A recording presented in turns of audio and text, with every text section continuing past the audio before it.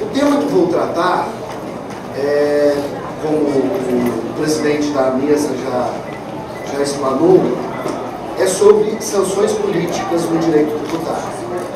Eu devo confessar que quando esse tema me foi dado, a primeira sensação que me veio é de que para mim não existe sanção política no direito tributário. Porque, como eu vou ter oportunidade de explanar para todos, essa palavra, essa expressão, sanções políticas, ou sanções oblíquas, ou sanções indiretas, entraram por 3 enunciados de súmula do STF, e qualquer estudo mais sério sobre o tema mostra que em nenhum desses dispositivos, em nenhum desses enunciados de súmula, é invocado um dispositivo da Constituição de 67 de 46, são enunciados muito antigos do Supremo, da década de 60, 63, 69 especificamente, e isso sempre me incomodou, a partir inclusive da perspectiva do professor Marcelo Seabra de Godoy, naquele clássico livro dele sobre crítica atual à jurisprudência do Supremo Tribunal Federal, no sentido de que esse termo foi incorporado ao direito tributário brasileiro, mas não é indicada a fonte social onde estaria essa vedação à sanção política. Mas, obviamente, vocês poderiam me perguntar, então, por que esse tema? Porque realmente há algumas restrições a direitos fundamentais dos contribuintes que são estabelecidas por meio de leis, ou até por meio de atos infralegais também, e que merecem uma análise mais apurada de nós que estudamos o direito tributário. Então, eu não quero fazer aqui uma disputa semântica sobre sanção política, se seria sanção direta, se seriam sanções não pecuniárias no direito tributário, mas quero deixar claro que esse é um termo que me incomoda um pouco. Mas isso não impede, antes reforça, que o direito tributário deve cuidar dessas restrições aos direitos fundamentais do contribuinte, que vem por meio de atos legais e infralegais. Bem, não sei se está passando os slides.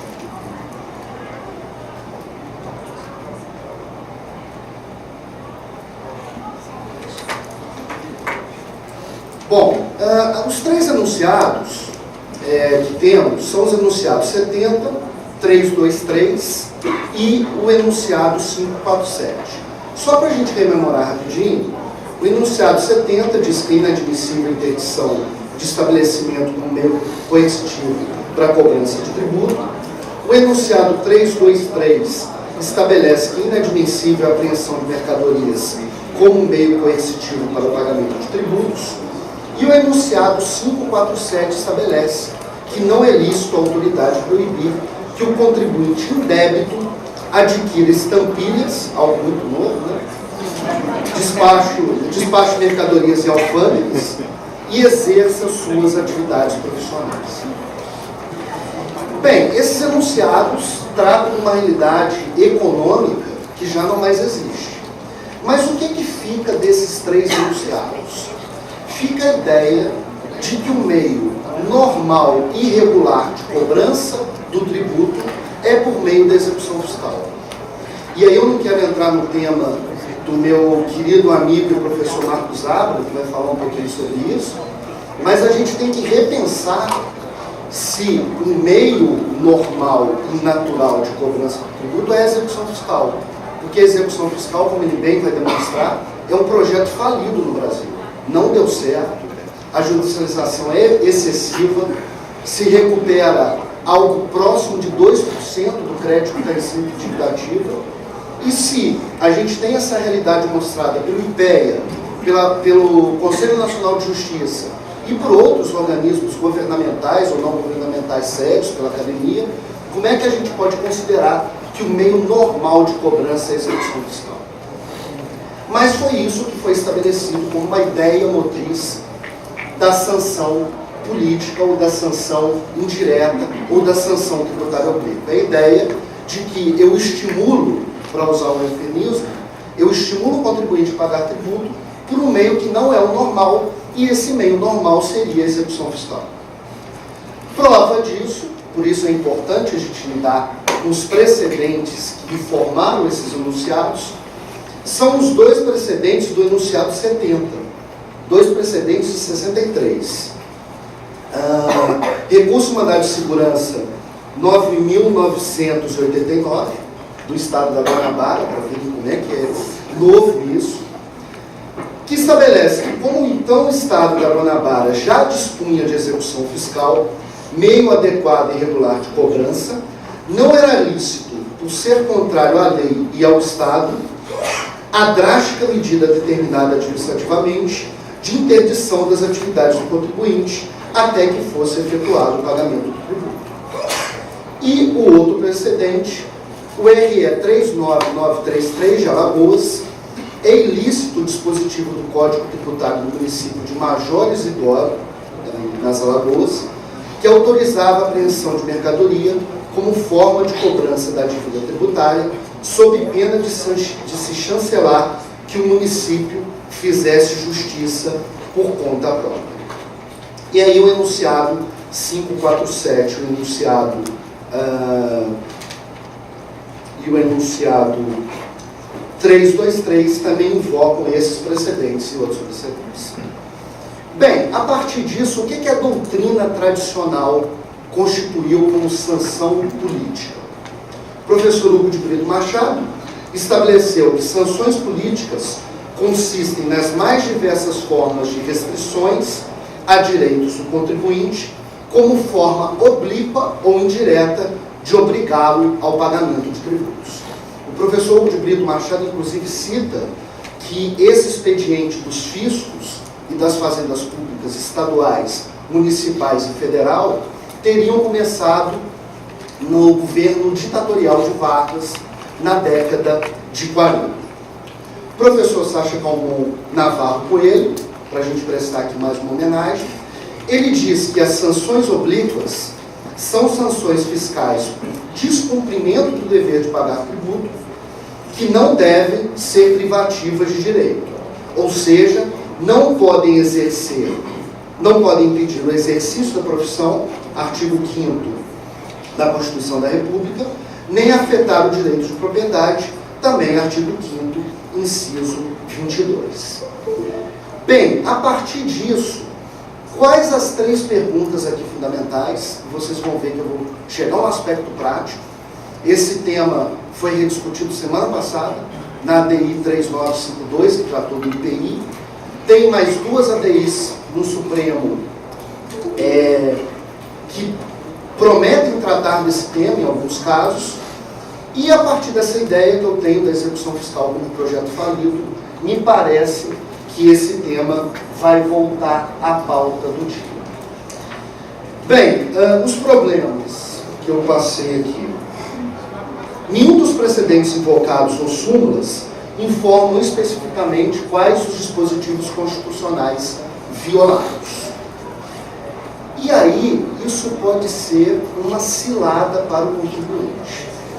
Se o contribuinte apenas invocar essa ideia de que a sanção política é vedada, ele não vai entrar na lógica atual de análise do Supremo Tribunal Federal.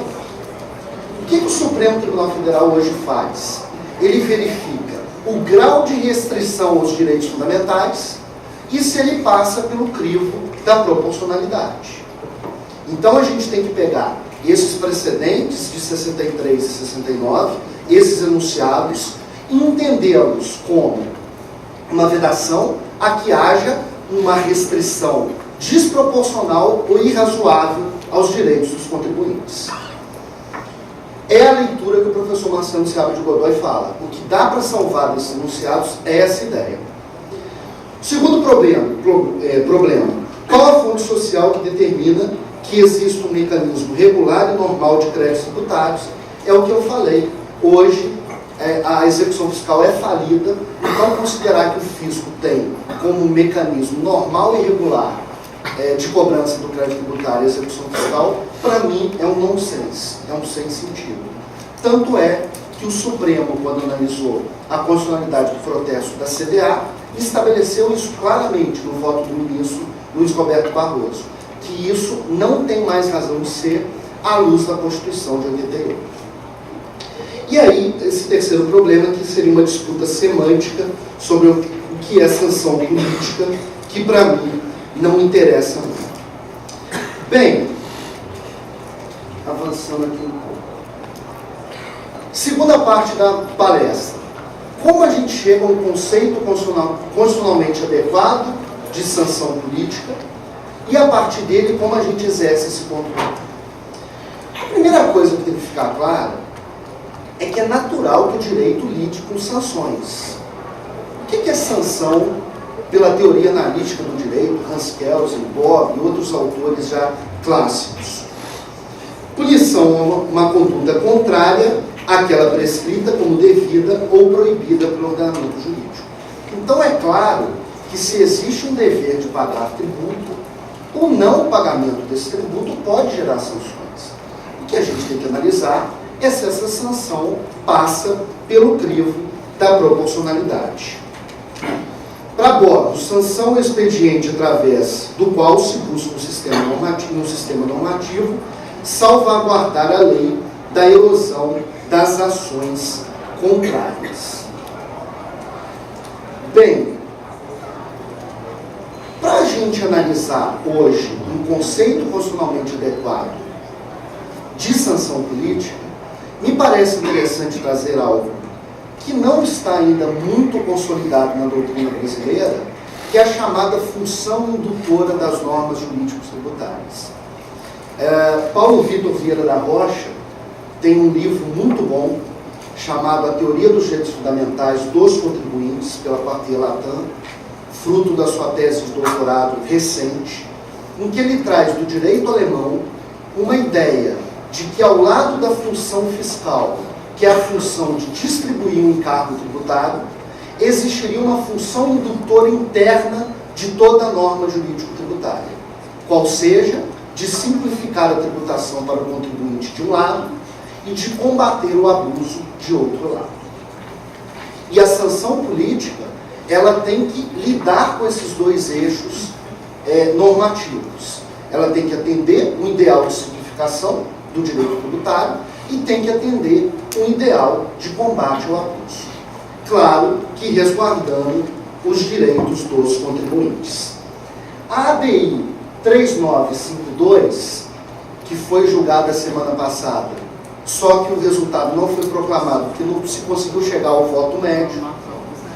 Então, a ministra Carmen Lúcia suspendeu o julgamento para se tentar achar ao voto médio, mas o voto do que parece que vai ser o ministro relator, que é o ministro Joaquim Barbosa, ele entendia que sanção política são as restrições não razoáveis ou desproporcionais à atividade econômica ou profissional lícita, utilizadas como forma de indução ou coação de pagamento de tributos. E aí, o que o Supremo maneja em qualquer análise de sanção indireta ou de sanção política são esses dispositivos constitucionais: o livre exercício profissional e a livre iniciativa, a livre concorrência, que eu poderia colocar aqui em votos recentes do ministro Luiz Fux, por exemplo, a neutralidade concorrencial da tributação, que está no 146A também, o devido processo legal e a ampla defesa, que essa ADI que eu acabei de me referir analisou isso profundamente, e a existência de execução fiscal, que para mim é um argumento com os dias contados. Bem, esse precedente, ou melhor, esse julgamento, que ainda pende de decisão final, ele se reporta à famosa ação civil originária 1657 do Rio de Janeiro, que discutiu o caso da América Virgínia. O que era esse caso da América Virgínia? Uma empresa tabagista que fraudou, é um termo forte, né? Mas que deixou de pagar R$1 bilhão a título de tributação, sobretudo IPI, e que num estudo muito sério da Procuradoria da Fazenda Nacional na segunda região, na época o professor desembargador Marcos Abra até integrava a PFN, ficou estabelecido que a América Virgínia ela estava, aos poucos, dominando um mercado que era oligopolista. Ela estava transformando um mercado que é de oligopólio em um monopólio. Porque se 70% do produto do IPI, do preço do IPI, desculpa, se constitui pelo pagamento do IPI, como poderiam as outras empresas concorrer com alguém que deixava de pagar tanto tributo? O que o Supremo estabeleceu? Estabeleceu que o artigo 2º do Decreto-Lei 159377, que estabelece a necessidade de um registro especial junto à Receita Federal do Brasil para aquela empresa que queira atuar no mercado tabagista, se fosse desatendido algum critério daquela lei, e um dos critérios era o pagamento de tributos, aquela medida poderia ser estabelecida e era uma medida constitucional. O problema é que esse precedente, ele tratou desses dados de fato, mas não fez a análise mais importante quando se trata de sanção política atualmente. E aí eu chego ao controle. Proporcionalidade e razoabilidade são dois temas que todo mundo cita, às vezes até a gente da doutrina também cita, o judiciário cita, e poucas vezes são utilizados de maneira analítica. Proporcionalidade tem que observar adequação, necessidade e proporcionalidade em sentido estrito. Eu sou da Fazenda, mas aqui estou como acadêmico. O que eu digo para vocês? Se esses três critérios não forem analisados, o contribuinte vai perder todas. Por quê? Porque qualquer medida indireta de tributação, nesse ambiente de baixa recuperação do crédito público, de crise fiscal e outros dados mais da nossa realidade hoje, é óbvio que aquilo vai atender de uma certa forma o interesse público. Então, se eu não for para o critério analítico e o terceiro critério, que é a proporcionalidade de sentido estrito, é o mais utilizado, o contribuinte vai perder. Então, ele precisa manejar de forma o mais clara e analítica possível a proporcionalidade. Então, veja, o que o Supremo deveria ter feito? A restrição à livre iniciativa é adequada? Sim, eu estou tutelando a livre concorrência e o interesse público. Eu impedir um registro de uma empresa que já deixou de pagar R$1 bilhão para continuar no mercado, aquela medida, obviamente, é adequada. Ela fomenta a livre concorrência. Segundo critério, a medida é necessária? Sim. Sem ela, a empresa continuaria a aumentar seu passivo tributário e o mercado continuaria sendo atingido. Terceira medida, que é a mais importante. Tem que se comparar a importância da realização do fim e a intensidade da restrição aos direitos fundamentais, de modo que os motivos fundamentadores da realização do fim devam ter a importância a ponto de justificarem as restrições dos direitos fundamentais que a medida acarreta. É a ideia do professor Humberto Ávila, sobre a proporcionalidade de sentido estrito. Como meu tempo é curto, o que isso indica? Como aferir a proporcionalidade de sentido estrito? A prática reiterada do descumprimento das obrigações tributárias. Então não basta um não pagamento episódico de tributo, nem um não pagamento módico de tributo, e o estoque da dívida e o passivo tributário seriam esses critérios que a gente estabelece para ser legítima uma sanção tributária indireta. Se não ocorrer isso, aquela medida não é legítima. E aí, eu vou trazer aqui, para terminar, já que o meu tempo é muito curto,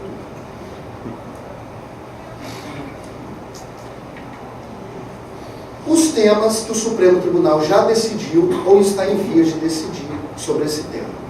O primeiro tema foi tratado na ADI 5135, que trata do protesto da CDA, onde ficou estabelecido que somente seria sanção política a medida que restringe o exercício de direitos fundamentais do contribuinte, ou seja, o ministro Luiz Roberto Barroso, relator, usou a proporcionalidade para declarar a constitucionalidade do protesto da CDA.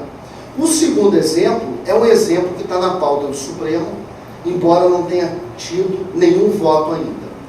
É a ADI 5161, que trata da vedação da distribuição de lucros, dividendos e bonificações a sócios e acionistas, artigo 32 da Lei Federal 4357 e artigo 52 da Lei 8.202.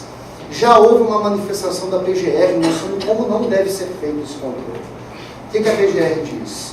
Simplesmente que não há vedação à livre iniciativa profissional, pois apenas se está impedindo a distribuição de lucros de pessoas físicas. Isso não está atingindo a pessoa jurídica.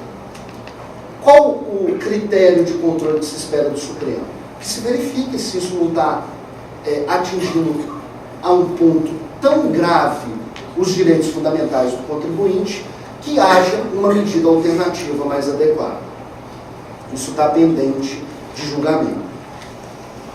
A segunda, já estou terminando, a segunda é a averbação pré-executória da CDA, que está sendo julgada, foi proposta, né, sobre a DI 5881, não sei se todo mundo sabe, uma lei recente, de 2018, incorporou a Lei 10.522, dois dispositivos estabelecendo que, uma vez escrito em dívida ativa o crédito tributário, se o contribuinte não pagar em 5 dias, devidamente notificado, a Fazenda pode averbar dos cartórios competentes restrições de bens e direitos.